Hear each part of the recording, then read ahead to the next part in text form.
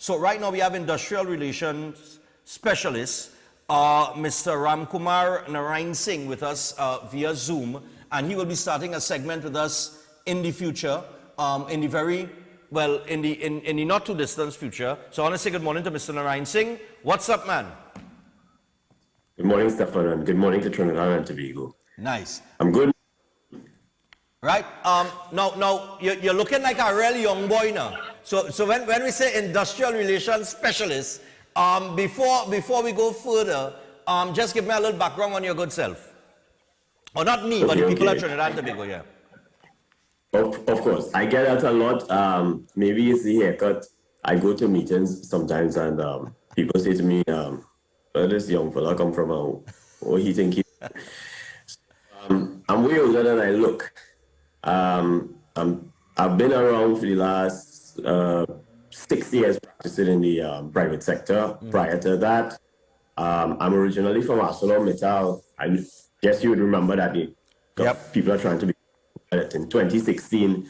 That company was closed, and you had in excess of 1,000 people immediately losing jobs, and then the consequential impact was that we had in excess of 20,000 people in the central and south area affected. Yeah.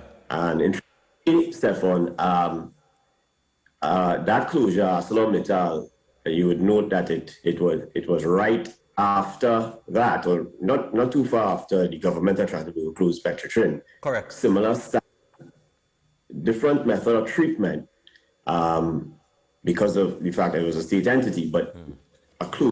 Nonetheless, two major institutions or industrial institutions in Trinidad and Tobago closed, steel and then oil and gas, both citing the same issues, having problems as it relates to their operational costs, etc., etc. So anyway, I was the second vice president of Steelworkers Union, and with the closure, of course, no steel plant, I had to find a job and utilize my skills.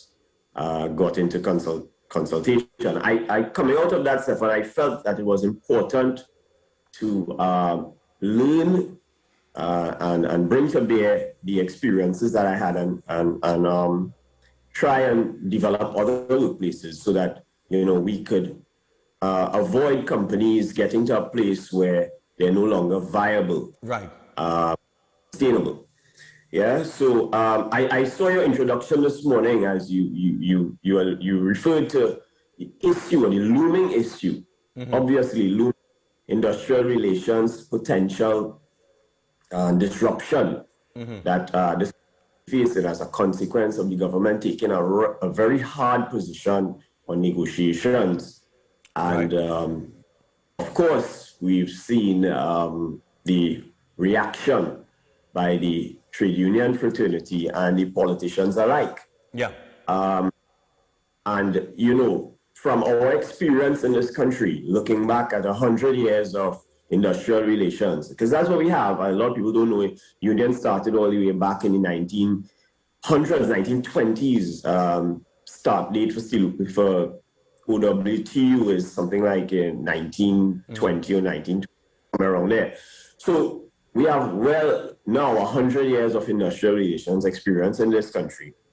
And it seems, Stefan, that despite that, our industrial relations landscape continues to be in turmoil, right? And I will weigh in on this in just a little, because I think that we have something more progressive to talk about this morning. Yeah. View that the trade union fraternity has unfortunately been very unimaginative in its negotiation tactics. Right. In 2016, I can attest to this because I was present in the meeting. We had a conversation with ILO, the ILO executive, locally based, regionally engaged, and they told us as labor leaders that we needed to now explore the possibility of something called flexicurity. Now, in the coming weeks, where our show is carded to begin on the 2nd of June, the first show is on the 2nd of June, we're going to be talking about some of these things, and that includes flexicurity. But he said what ILO was saying to the unions was that you need to come out of this the circular thinking of every 3 years, just look for more money. Every 3 years, just look for more money. What they were saying is that you have to tie in your members' interests with the interests of the organization, the company, the business, whatever it may be, so that the employer can connect with what you're asking for. And over the 3-year period, there can be a concerted effort, not a conceited effort. Because sometimes, conceited effort. Right, yeah. Right? Effort, meaning we're working together to realize profitability for all parties involved at the end at the end of each negotiation period. Right. Unfortunately, in my view, what happens a lot is that the unions sit on the bylines when a negotiation is settled and wait for the period to elapse, and the members have this unfortunate thinking that I'm guaranteed this money at the end of this period. Right. And of course, the government of Trinidad and Tobago has not engendered participatory democracy. And just for people's understanding, that is where all vested parties or all vested interest groups participate in the decision-making process. And in most of these ministries, etc., yes, there's and some people may come out and say, but yes, we involve the union. But Stefan, look at what has happened in this country. Quite often the union after the fact. It's like the decisions have already been made. So I mean, we can go on and on about this. The point is, I think that, and as per what ILO had recommended, think about developmental tactics. How do you get your memberships benefits that are outside of just wages? And think about this, Stefan. The average person spends 2 hours on a morning and 2 hours and a half on the afternoon, 4 hours a day, going and coming to work, to and from work, in traffic. Not to sound. There was a study done involving the trade unions and the Ministry of Labor. And I'll share with you those statistics. I don't have it on hand today.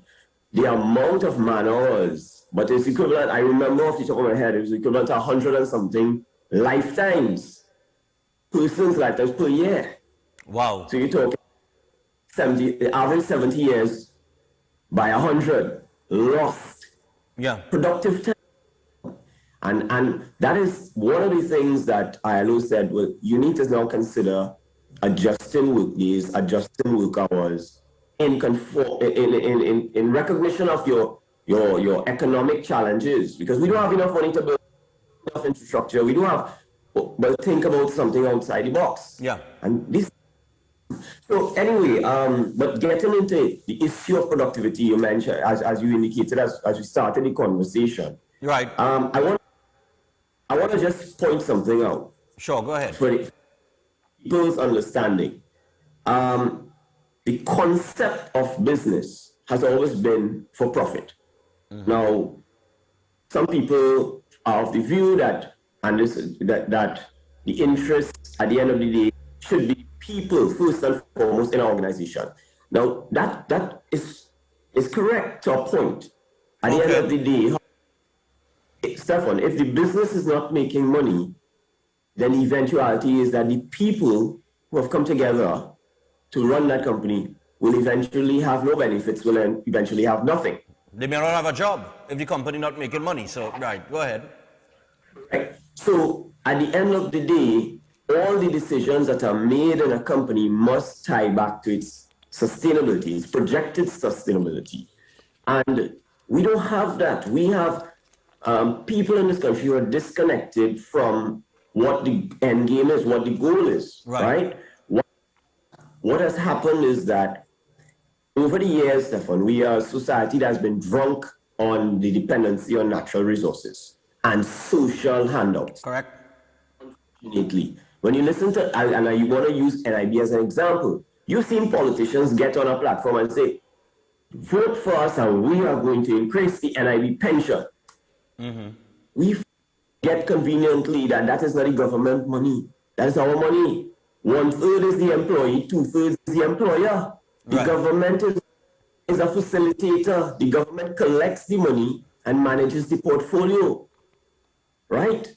Right. That's not government giving us a handout. Yeah, but that's how it's right? seen. Eh? That's how it's seen. That's what it's seen because they take to the political platform and they sell that dream to the population who doesn't know better. That hey, that money in NIB is we giving you that. When it has nothing to do with that. That's no different to I taking out an insurance policy or a pension plan with Sagicor or Guardian Life or one of them. It's the same thing. They're just the facilitator. I'm just paying them the dues. But it's seen like it's seen like that because they sell the dream that is that. Yes, Stefan. So, and we understand that for NIB to remain viable, they keep coming back to it. Either we increase contributions or more people need to contribute. Yeah. And so from all we need to, as far as I'm concerned, the solution is to or we raise the retirement age to 65. Which is ridiculous because you have people who 58, 59, 56 that have already planned that when they reach 60, they have the NIS to collect, and now you're coming to tell them, well, you know, you're thinking about raising the age to 65. So I don't know where that puts those people. So that's a story for another day. But understand what you're saying. Yeah.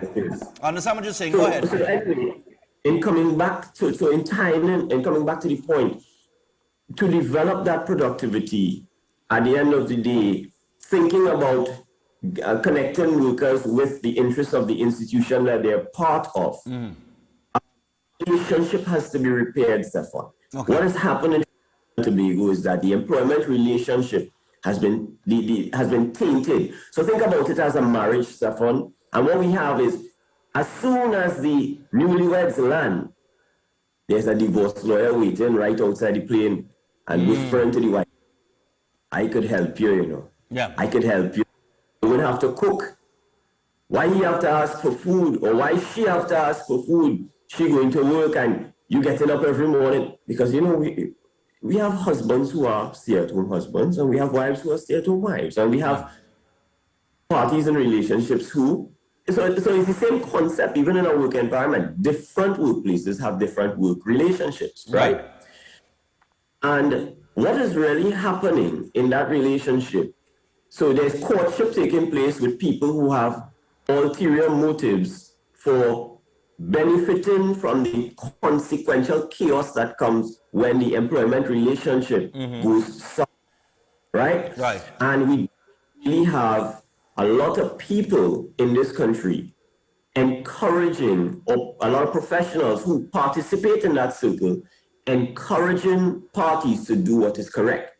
An employer has a right to manage his or her business, but that right has a responsibility. The responsibility is you must do it in compliance with our national laws. Right. You must do it with our legal precedents that are set on labor relations, and be responsible ultimately for making decisions that will support the sustainability of the business. That is the responsibility of the employer. The employee has a right to work, but that right is significantly connected with the responsibility of delivering on the terms and conditions that are established. Now, let's just start. Do you know in this country, Stefan, we have people who run huge companies and believe that a letter of offer is an effective employment contract. So I imagine this, Stefan. I give you a letter and I say, you know, I'm offering you this job, you work so and so. And they believe that will protect, or that will clarify, that should make sure you understand, Stefan, what is expected and required of you. Right. And then you come, Stefan, and typical thing, you're on your phone. I don't know, I've never seen you really on your phone except when you're referring to information. So, right. And that's generally, the worker's on his phone and then you hear the worker gets a disciplinary action. Yeah. Because didn't know that you had this rule and I didn't know. So there's no clear process, or the employer is not aware that there must be a clear and definitive process. Right. Unfortunately, we live in a litigious society. We're no longer, 20 years ago where you get a job and you come to work when the boss tell you get to work at 6, and you can only leave when the boss tell you, well, now you could leave. Yeah. That's as a matter of fact, 50 years ago, 60 years ago, we stopped that behavior. Right. We have had judgments in the court. We have our Minimum Wages Act, which, to clarify for people at Trinidad and Tobago, whilst the Minimum Wage Act says in law that it's applicable to people who earn minimum wage and up to 1.5 times minimum wage. So Stefan, I don't know if you know this, but if you earn more than $26.25 per hour, the technicality, you are not covered under the Minimum Wage Act. Okay. And you didn't know that? No. That's interesting. Huh? Now here's the funny thing. You would probably have been thinking that the Minimum Wage Act is the minimum standards of employment in the country. And what has happened is some people have had it in their head that, well, since this worker is earning more than $26.25 per hour, on average, when I work on their monthly salary, I don't need to comply with the Minimum Wage Act. The Industrial Court has set a precedent that it is recognized that the Minimum Wage Act will be recognized as the minimum standard by the Industrial Court. Okay. And therefore, at the very least, in order to meet the standards of good industrial relations practices as established by the court and established by our societal values, right? Employees comply with that minimum standard of employment. They should comply with that law as the minimum standard of employment, yeah. But you would have people, whether they're industrial relations practitioners, industrial legal representatives, and human resource management, they will have employers believe that, well, you don't need to conform with that. And then when you end up with a matter, and the union on the flip side, of course, the union has a job to do. The union's responsibility is to represent the interests of the employee. Yeah. And they engage, right? So I at the end of the day, the union in doing its job will represent in the best capacity that it can. Right. Whether insult, whether it's to, whatever, and people take umbrage to those things. I don't. I believe that we engage in a conversation, we treat each other, standards of ethics, but at the end of the day, if you're being casual, I will be casual too, that kind of thing. Yeah, correct. So, notwithstanding, that is one example of what causes the chaos in this country. The presentation of what ought to be, right? And in the coming weeks, Stefan, we are going to explore this more. We're going to look at, why we have these issues and try to provide Trinidad and Tobago via this medium with some basic advice, Stefan, right, on they can run their business better and how they can engage with the employees so that that relationship can be repaired, so that the employees stop seeing the consequential litigation, industrial relations litigation, only medium or the prime solution for their concerns. At the end of the day, Stefan, if you lose your job, I have learned this lesson the hard way. If you lose your job, it's the end. Yes, you might win in court, but Stefan, think about it. You wait a year, or you wait 6 months, or you even wait a month. You're still out of a job. You're still out of a job. And if the market, if the job market isn't, fruitful at that point in time, it's going to be a while before you even get some sort of employment. And that brings me to one point before we run out of time here, before we close, because we got just 2 minutes here. And I know we could elaborate on this a little bit later down the road. But that is what possibly leads to overqualified people applying for jobs that they're overqualified for.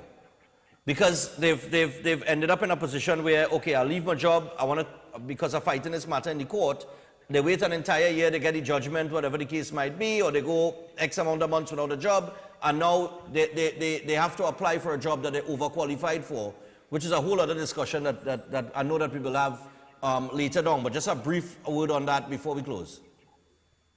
Yeah, that's Stefan. That's what we are seeing is that is a trend now, but it's consequential of a few things, including that issue. you're overqualified, but you can't get in the field that you're working in. And that's where security will come in as a conversation.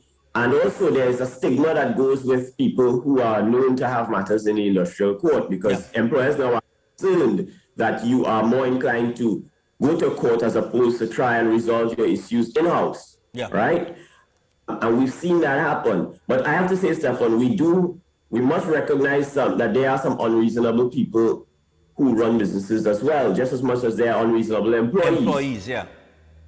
That's something that we will have to work on as a society, but that should not become the defining point for the people who are hardworking out there, interested in supporting businesses and people who own companies and are trying their best to make sure that their employees are comfortable. And that's our goal with this show, Stefan, to push that, get people to have that understanding. All right. Well, I'll tell you what, I look forward to it, and we will be having some more discussions as in the coming weeks as we prepare to launch this segment so that we could educate people on matters relating to industrial affairs and so on and so forth, maybe even some of the laws that they may not know about, and just try to create a better work environment and a better understanding between employee and employer so that we do raise productivity, because we do need, our productivity is low and we need to raise it, but people have to be treated the right way on both ends. So the employer has to get what they're paying for out of the employee, and the employee must get in return, their just dues from the employer.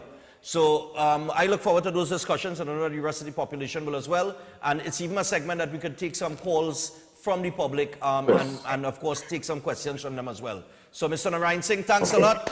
And of course, Stefan, have a good day. And June 5th, Forbidden Pleasures 2. I'll see you there. All right? Definitely will see you there. Nice. Bring all but I know you're coming with all the employees that you fight for. All right, so. Take it easy. All right, man. Take it easy, man.